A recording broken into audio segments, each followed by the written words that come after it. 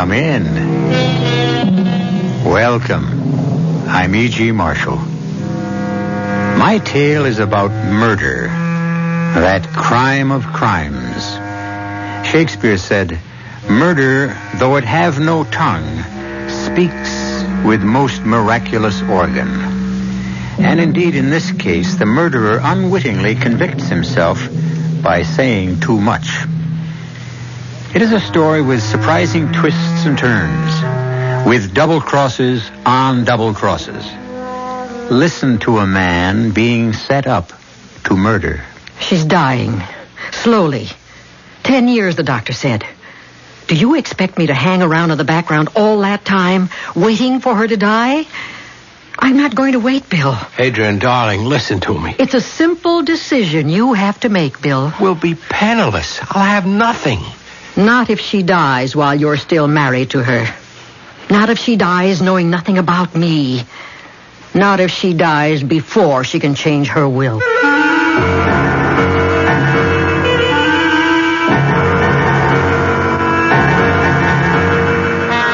Our mystery drama, Turnabout is Foul Play, was written especially for the Mystery Theater by Sidney Sloan and stars Mason Adams and Vicky Vola.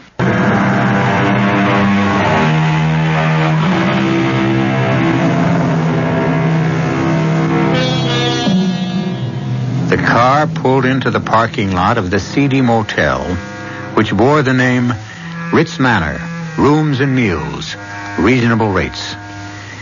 Seated at the wheel of the modest car, obviously a rental, is a handsome, well-dressed man in his middle 30s. At his side is an equally attractive woman whose appearance and manner would make her stand out in any company. The man parks the car in front of Cabana Numero 4, as it is called on the sign posted over the door. He gets out and opens the car door for the woman. This flea bag again. It's safe. They know me here. They don't ask questions.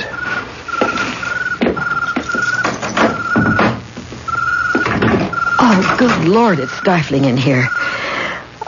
Turn on the air conditioning. Okay. It'll be cool in a few minutes. Should be some ice in the fridge. You want a drink? Thanks.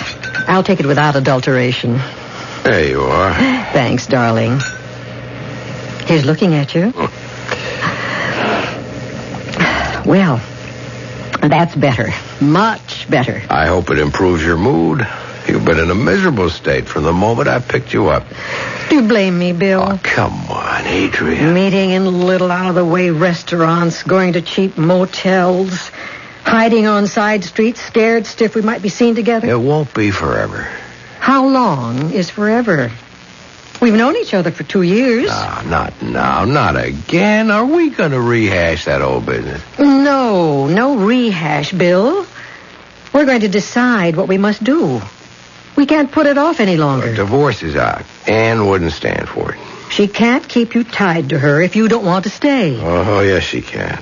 It's all her money. All of it. I don't have a dime unless she gives it to me. Well, there's an answer to that, too. What? She's not well. You're her husband. You'll get it all when she dies. Well, if you mean waiting... You told me yourself that the doctor said... Dr. Richardson said she wouldn't recover, but he also said that it was the kind of illness that could go on and on. She could live another 10 years. Why? Why? It's the nature of her illness. I'm not talking about her illness. There are other ways. You're not actually suggesting... I'll give it to you cold and clear. 1, you're married to her. You love me. 2, she's ill, dying. But... Now, hear me out. She's dying, slowly. 10 years, you said. Do you expect me to hang around for 10 years? I won't wait, Bill. Adrian, darling, listen to me. It's a simple decision you have to make. Adrian or Anne? We'll be penniless. I'll have nothing. Not if she dies while you're still married. Not if she dies knowing nothing about me.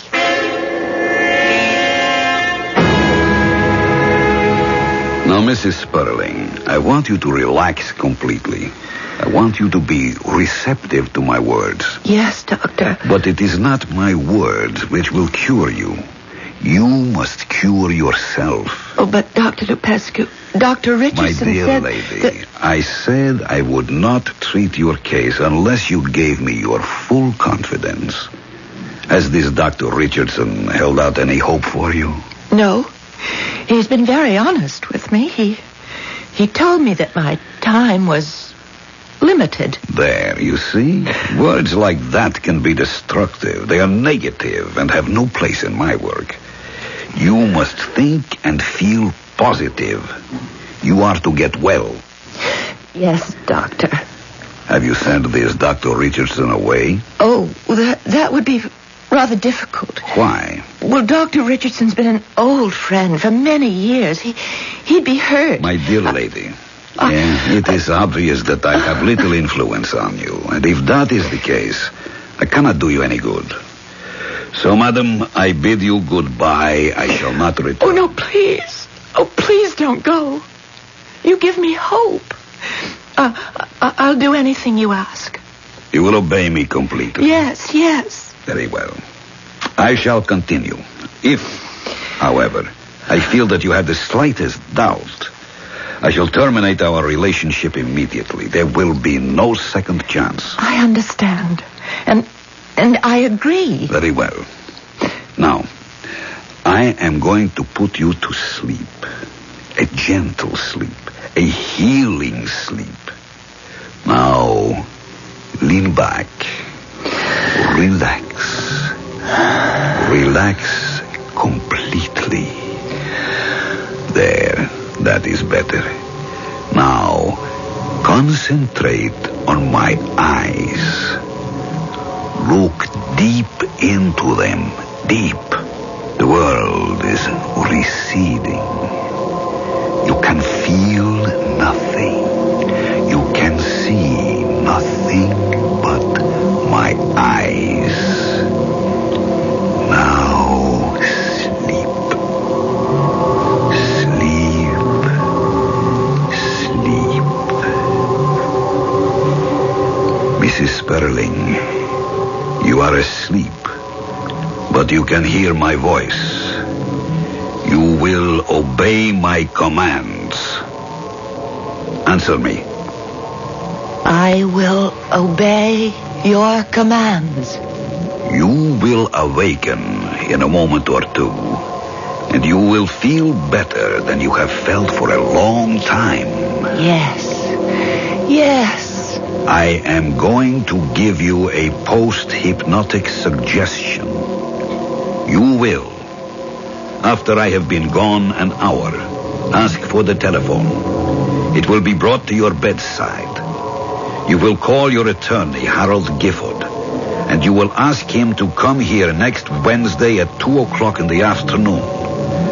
All you will say to him on the phone is that you wish to change your will. I'll tell you Wednesday morning how you will change your will.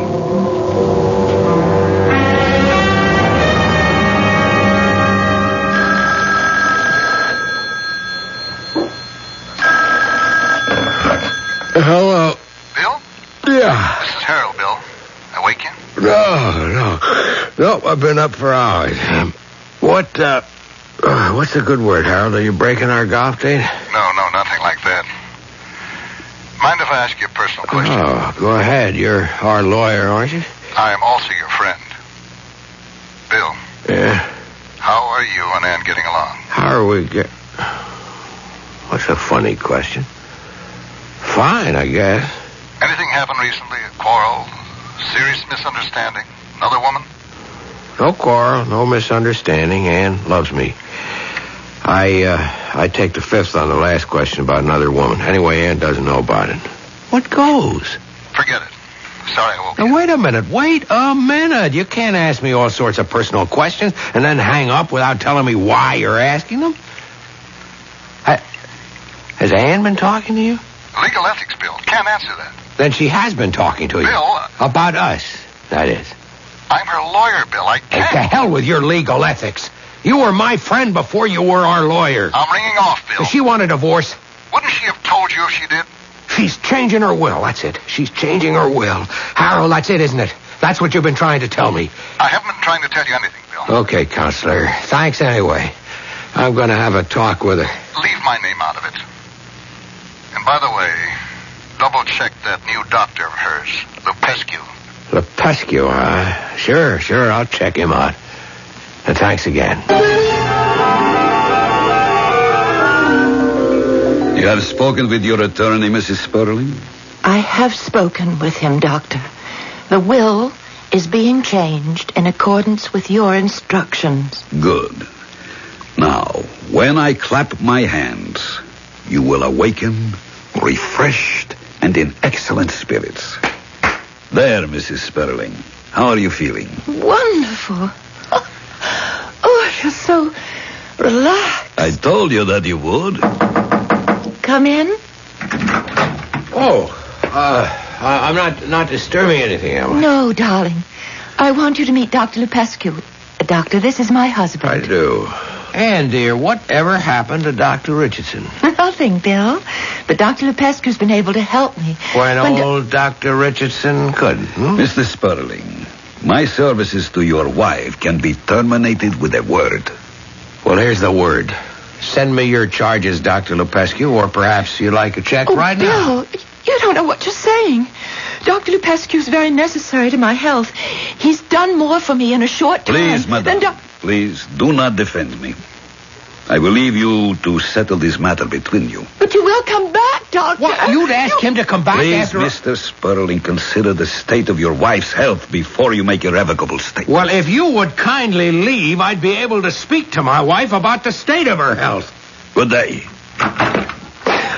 Oh, Bill, what have you done? And listen to me. He calls himself doctor. Whether he is or not is a matter for conjecture. You don't know anything against him?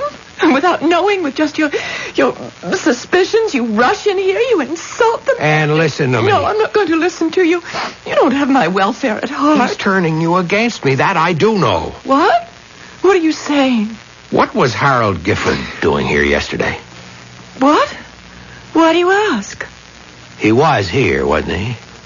Yes, he dropped in to see how I was feeling. It was just a friendly call. Harold's an old friend. He's also our lawyer. Yes? Did you call him and ask him to come here, or did he just drop in, as you say? I don't understand, Bill. What's all this got to do with us? With Dr. Lupescu? A great deal. I don't know what part, if any, that phony doctor has in this, but did you, and I want you to answer this honestly, did you tell Harold that you wanted to change your will? No. That's the truth?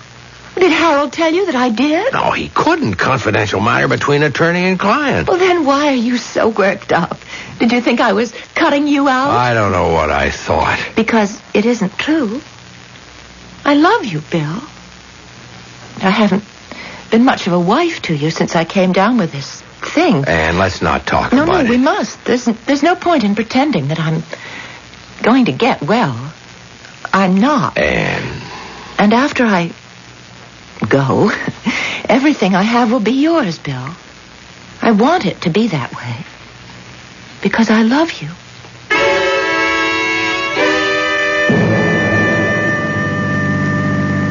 Penny for your thoughts, Bill. What?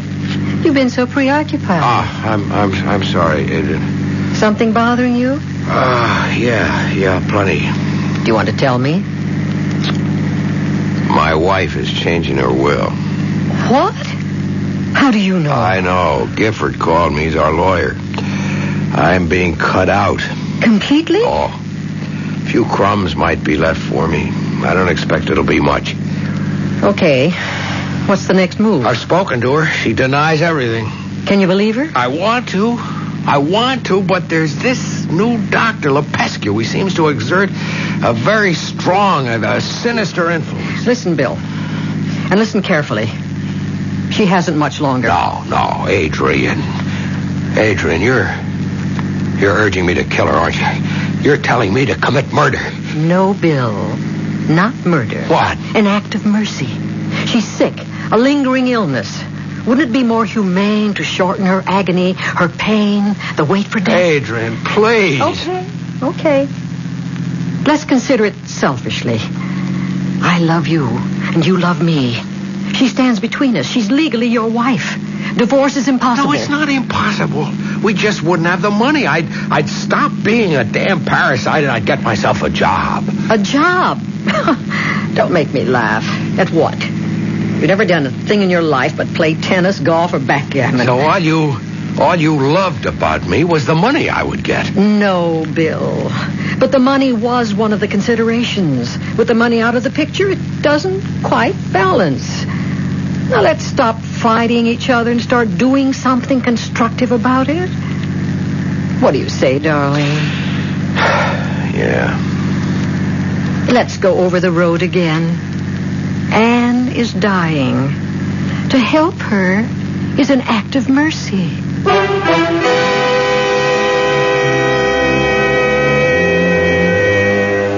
Bill Sperling is being forced to make an important decision. To paraphrase an old expression, some men are born murderers, some achieve murder, and some have murder thrust upon them. I'll be back shortly with Act 2.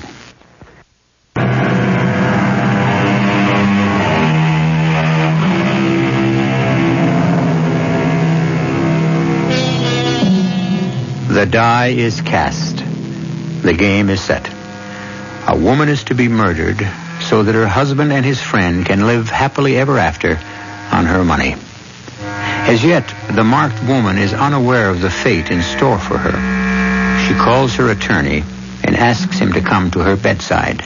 You seemed very disturbed when you called me, Anne, but you were very evasive when I asked you what was bothering you. Well, I couldn't speak freely. The doctor was with me at the time. I want to talk to you about that doctor. Well, I won't listen to anything against him, Harold. Look, Anne, I'm not speaking as your attorney. I'm speaking as your friend. Lepescu... Well, Lepescu is... Dr. Lepescu. Okay, Dr. Lepescu. Anne, he worries me. Why? He's only been your physician for a short time. 2 months. That's a very short time, don't you think, for you to be placing so much confidence in him?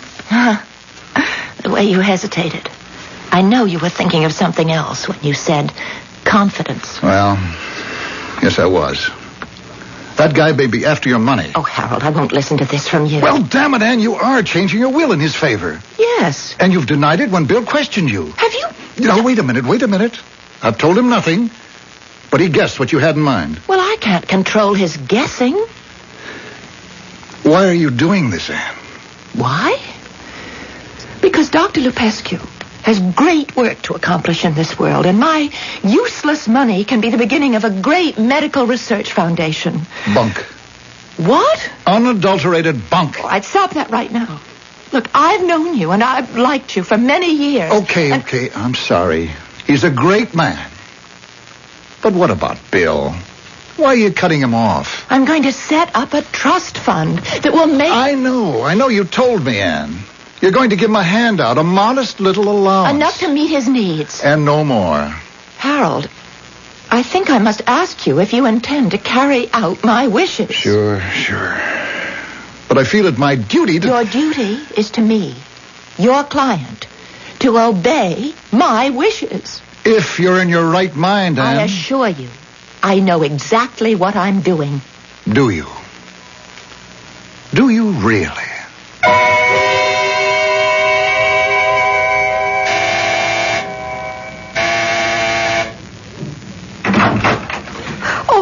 Bill, come in. I wasn't expecting you. Were you asleep? It took you so long to answer. No, I wasn't asleep.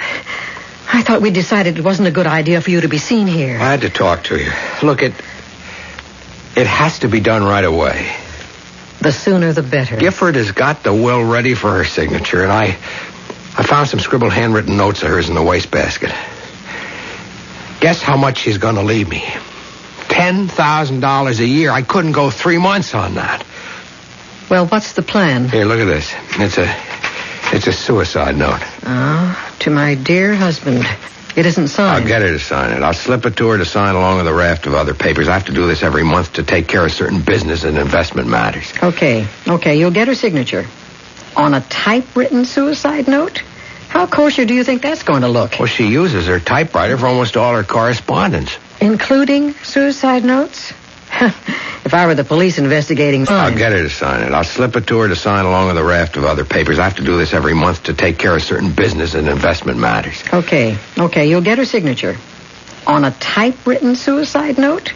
How kosher do you think that's going to look? Well, she uses her typewriter for almost all her correspondence. Including suicide notes? If I were the police investigating this, I'd be mighty suspicious. Look, I can't force her to write the note. Can I? No, I guess not. No, if I'm questioned, I'll point to the fact that since she's been ill, she's written everything on the typewriter. It's on a special stand next to her bed. Yeah? Well, what else?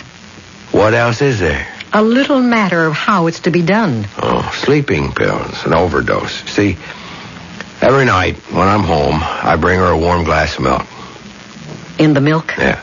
And then I'll substitute a second milk glass and wash the first thoroughly. The empty pill bottle? On top of the suicide note. When? Tonight.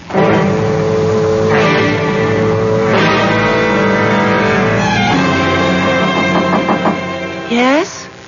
It's me and Bill. Oh, come in, Bill. Come in. I thought you might be asleep, dear. No such luck. You know the trouble I have getting to sleep. What a pleasant surprise. Oh, you brought me my milk. Just like old times. The good old times. Remember? Yeah, like old times. Henrietta's taken over your job. She's been bringing my bedtime milk. Yeah, I told her she wouldn't be needed tonight. Well, glad to see you back on the job. Would you like to take it now while it's nice and warm? I just set it down, dear. I'll drink it in a minute. I want to talk to you. That reminds me. It's first of the month. All those papers to sign. I got them here in my briefcase. In a minute. Let's talk. No. Business first, then conversation. Go and take a couple of seconds. Here you are, Ann. It's only a few. Now sign right here. Right. And here. Right. Now here. And here. Right. That was quick, wasn't it? Now for our conversation. Oh, wait. One more item to be disposed of first. The milk. Oh, leave it there, Bill. I'll drink it. I don't like it too warm anyway. But, Ann... Don't fuss over me. Look, Bill, I've got something serious to tell you. What? Well, I've been speaking with Harold, and he tells me that I'm not being fair to you. When you asked me the other day whether I was changing my will, I lied to you. I don't know why I did, but something inside me made me lie. I suspect it. And even speaking to Harold yesterday, I was suddenly and unaccountably angry when he mentioned you and said that what I was planning wasn't quite fair to you. Well, why are you telling me this now, Ann? I don't know. But the restriction which kept me from telling you everything is suddenly gone. Go on. And I wanted to say that if you object to what I have in mind, I'll drop it completely, and I'll order Harold to destroy the new will. I haven't signed it yet. Ann, you're too wonderful. You're too kind. I don't deserve your love. Oh, darling, I've never seen you like this. Oh, I've been a rotten husband to you. But I'm going to change. You'll see, I'm going to change. I'm going to be with you every hour of the day. I'll never leave your side. Darling. I love you. Bill. Darling. Oh, it's so good to have you back again. I know that you've strayed. When you took that apartment, I knew. Ann, listen. Don't explain. I don't want an explanation. I don't need them. You're back. That's good enough for me. Now it is getting late. It's long past my bedtime and time for my warm milk. No, give that glass to me. Darling, you've spilled it. No, it's no good. It's cold. Let me get you another glass. Don't bother. I'll sleep without it. Just kiss me goodnight. Oh, it's wonderful to have you back, my dear, my Bill. What? Hello? Miss Bowling? Yes? Dr. Lupescu is here. Send him away, and tell him to go away. Oh, I can't do that, Bill. Ask Dr. Lupescu to come up, Henrietta. Then I'm going. Bill, But, Bill, you'll be back. I don't know. Maybe I will, maybe not. Good night, Anne.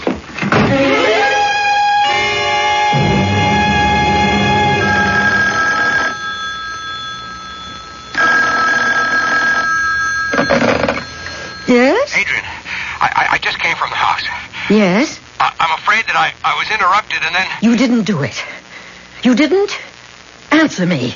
No, everything went as I planned and then... Then you lost your nerve. You chickened out.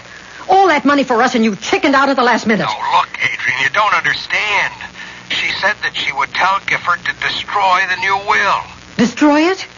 Are you sure? Yes. Has she signed it yet? No, she told me she hadn't signed it. Can you believe her? I believe her. But you said you were interrupted. By whom? By Dr. Lupescu. But I had already decided that I couldn't go through with it. You hadn't given her the milk? She tried to take and drink it, and I grabbed the glass. It spilled, but this was before Lupescu got there. And when he came, I left. How long ago did this happen? I don't know, 5 minutes, 10 minutes. I stopped at the first phone I saw to call you. You could go back. You could go back now. No, I couldn't go back. I don't know how I could have thought I could kill her in the first place. No. I guess I was asking too much of you. Look, I want to see you. No. We've got to talk. It's over. It's all over, lover boy.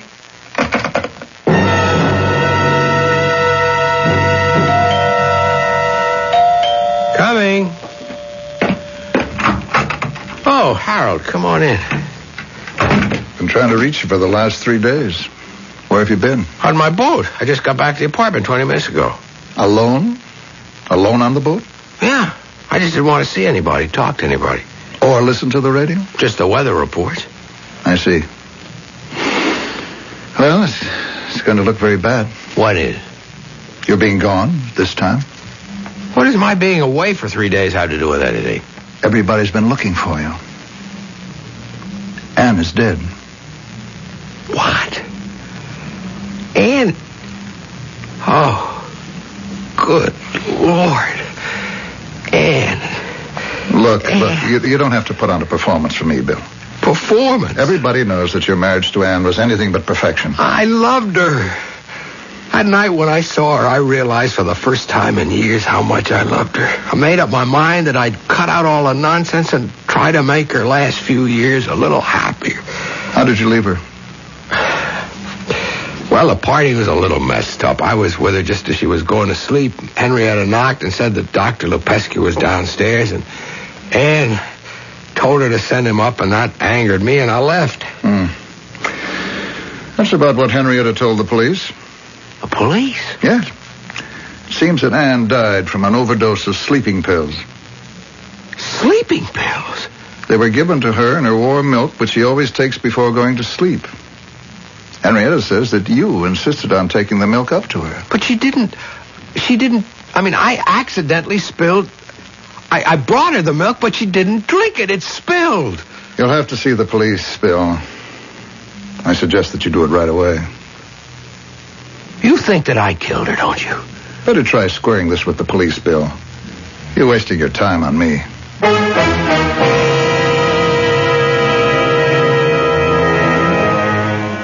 After Harold Gifford left, Bill stared into space, unable to comprehend the events which had swirled around him and now threatened to overwhelm him completely. Anne's death was difficult enough for him to accept, but now he must face the police and their questions with the knowledge that despite his innocence, he must appear guilty to them. I'll be back shortly with Act 3.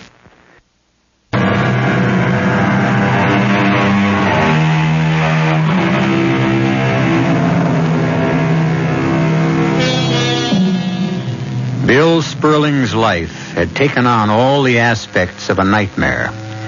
It is true that he had planned to murder his wife, but at the last minute, he found that he could not do it. Imagine his bewilderment when he hears that his wife has been murdered, and in exactly the manner he had contrived. The finger points in only one direction, his.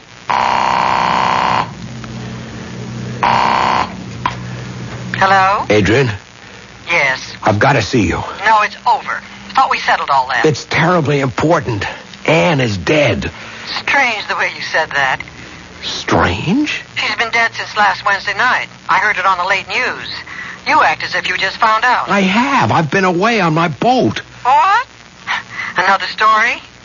You putting me on, Billy boy? I didn't do it. I'm telling you the truth. I swear I didn't know. Ah, that's very good. What are you going to do, plead loss of memory? I told you, Adrian, I didn't do it. You know I didn't do it. Trying to set me up for an alibi? Well, I don't want any part of it. Please don't call me again. I won't be involved. You can be made to talk. You can be made to testify. Sure. You go right ahead and bring me into court. I'll say you planned it. Milk, sleeping pills, phony suicide note, the whole dirty wash. Adrian, you can't. Try me. I'd advise you to leave my name out of it.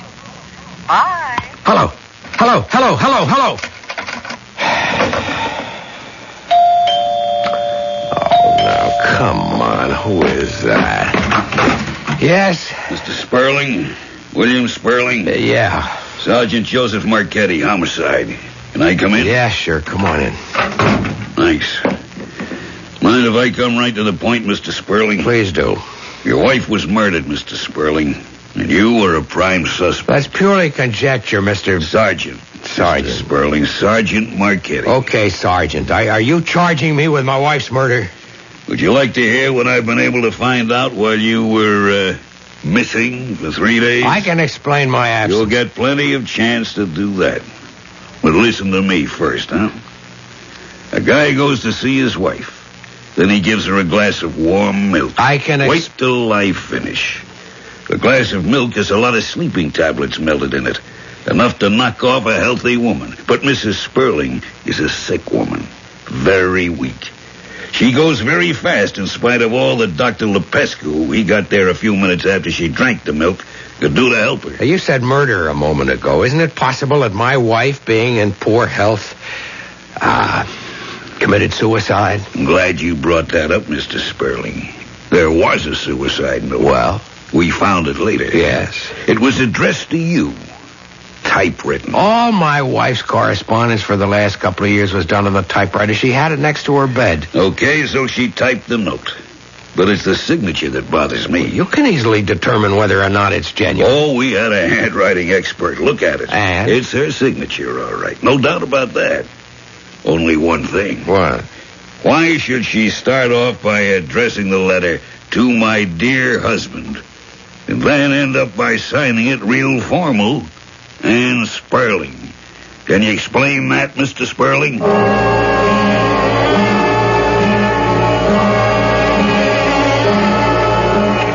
Harold. I don't want to see you, Bill. You've got to help me. No, find another attorney. I'm too busy. You're condemning me without listening to me. You could give me a few minutes. I'm an old friend, Harold. 5 minutes. I'll give you 5 minutes. Start talking. Okay. Now, look. I must tell you that when I came into Anne's room that night, I did so with the intention of killing her.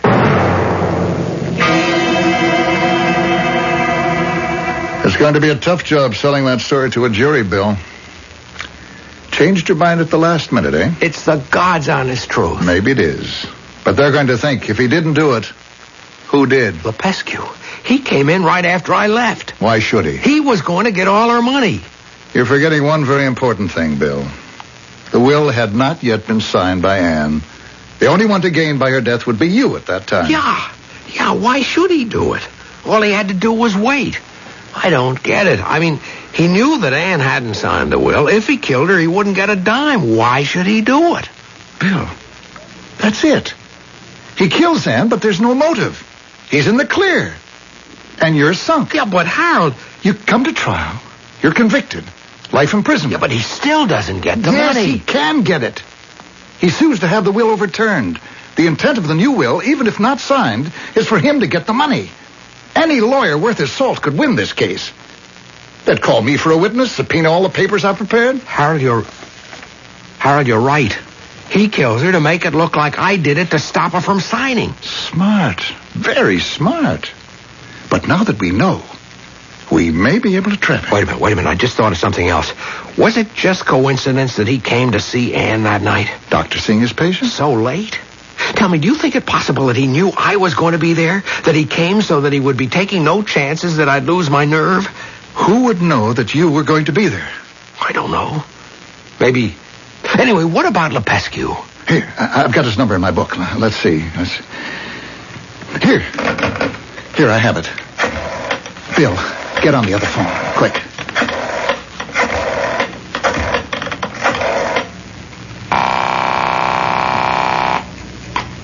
Yes? Dr. Lepescu? This is Harold Gifford calling. Oh, yes. The late Mrs. Sperling's attorney. Yes. What can I do for you? Doctor, you may not be aware of the fact that Mrs. Sperling has left you the major portion of her estate. No. Really?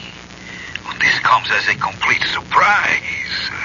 Are you certain? I have the papers right in front of me. Now, there's only one little hitch. Hitch? What is it, hitch? Trouble. It seems that Mr. Sperling intends to take the matter to court to have the will thrown out. Thrown out? He can do that? Oh, I don't think so. Everything is perfectly legal. However, he can claim undue influence, pressure, etc., etc. One moment. Mrs. Sperling had signed the will? Oh, yes. That is not what she told me. What? I thought that you said... No, well, you see, doctors are privy to confidences, and Mrs. Sperling... Hadn't actually told you about changing the will, right? Well, I would say, yes. However... She had not told you that she had signed the new will. No. As a matter of fact, I was trying to dissuade her from making me the beneficiary. Well, you can refuse to accept it, you know. That would make Mr. Sperling's suit unnecessary. And he would get it? Oh, yes, he would very likely get everything. As a matter of fact, I understand the police have a witness who can completely exonerate Mr. Sperling. Oh, what is her name? I don't know her name, Doctor, but I suppose it is one of those false leads thrown out by the police to trap the real killer, wouldn't you say? Wouldn't you say, Doctor? Doctor? Yes, of course. One more thing. There are certain little legal formalities. I must have your signature on several documents, and... I can be in your offices at 3 tomorrow. 3 o'clock will be fine. Goodbye. Bill, I think we've knocked him off base. He's got an accomplice. And it suddenly occurs to me that I know her name.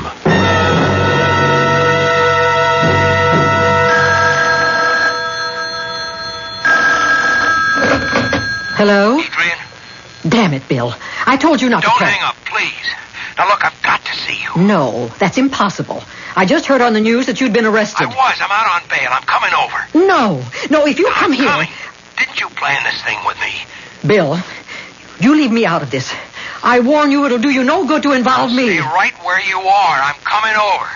Bill! Oh, I've got to get out of here.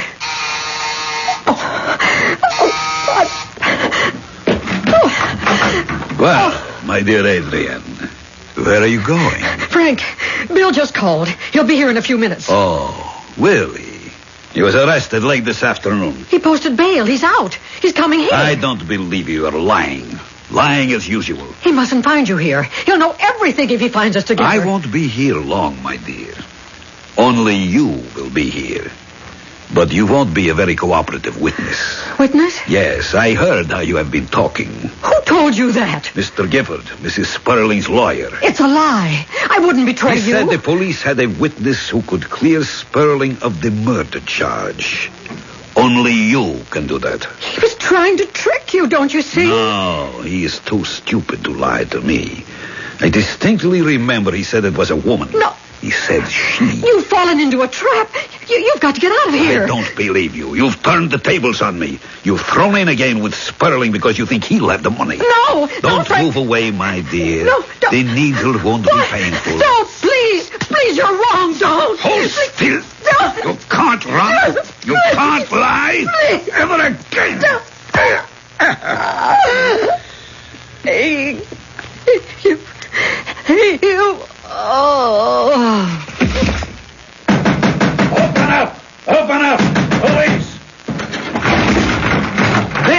There he is at the window. Stop him. Stand where you are, Lupescu, or I'll shoot. You're under arrest.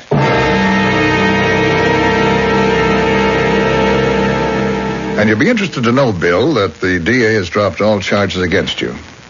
You're free to do anything you please, go anywhere you please. Yeah. You're a very lucky guy. You got off easy. But you don't seem very happy. I'm not.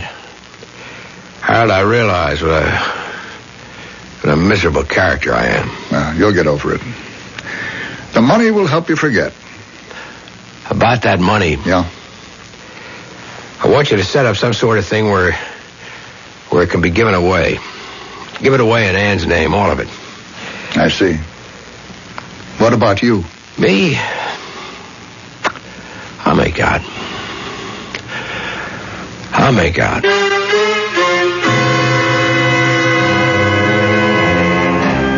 Bill Sperling, a weak man, a selfish man, urged, persuaded, walked down the dark road that led to murder.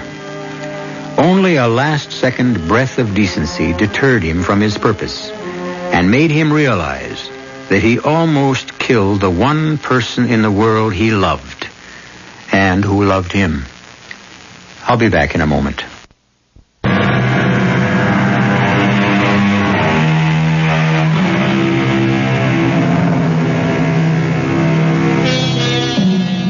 You have just heard a tale of weakness, betrayal, and murder. When Bill Sperling walked out of his attorney's offices, alone, penniless, his empty life before him, he had one small seed of consolation. He knows Ann's money, which he once wanted enough to kill for, would be used for good. He knew in his heart that was the way she would have wanted it to be used. Our cast included Mason Adams, Marion Seldes, Vicky Vola, Jackson Beck, and Sid Sloan. The entire production was under the direction of Hyman Brown. This is E.G. Marshall inviting you to return to our Mystery Theater for another adventure in the macabre. Until next time, pleasant dreams.